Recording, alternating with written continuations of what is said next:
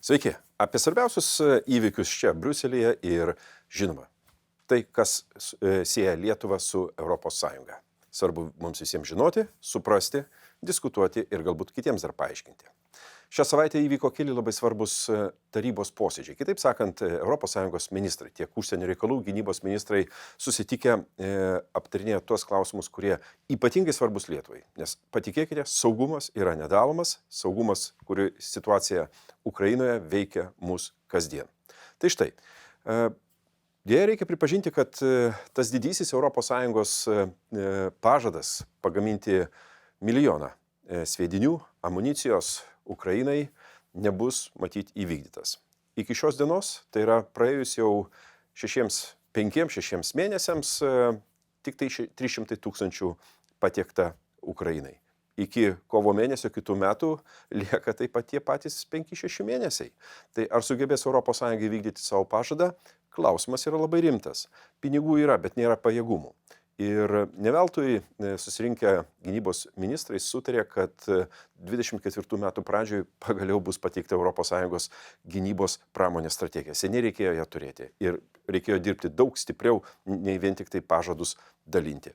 Kalbėta apie tai, ar bus sukurtos greito reagavimo pajėgos. Priminsiu, kad iki 25 metų 5000 greito reagavimo pajėgų padalinys ES turi būti sukurtas, kuris reaguotų į bet kokias kilusias grėsmės ES ir tuo pačiu padidintų ES saugumą. Gerai, aptarinėja, bet pamatysime, kas bus padaryta iki 25 metų, nes dažnai žodžiai prasilenkia su konkrečiais darbais. Pripažinkime, yra viena didelė bėda saugumo ir gynybos srityje.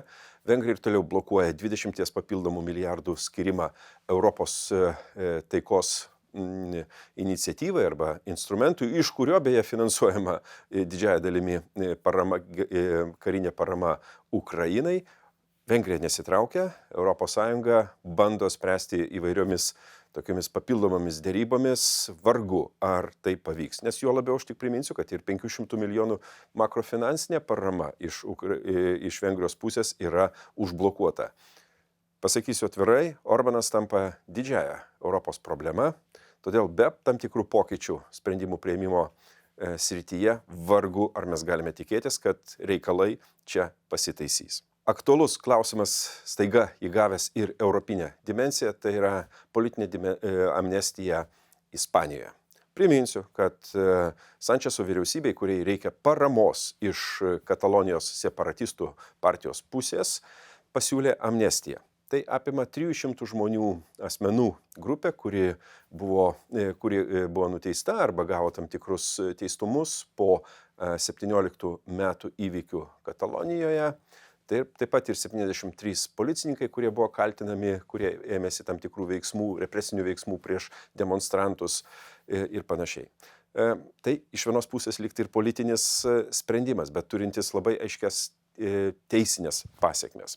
Ispanijos dešinieji yra visiškai prieš, centras taip pat, socialistai bando pateisinti savo veiksmus, tariamai, kad tai yra politinis kompromisas, reiškiantis daugiau taikos ir stabilumo visuomenėje.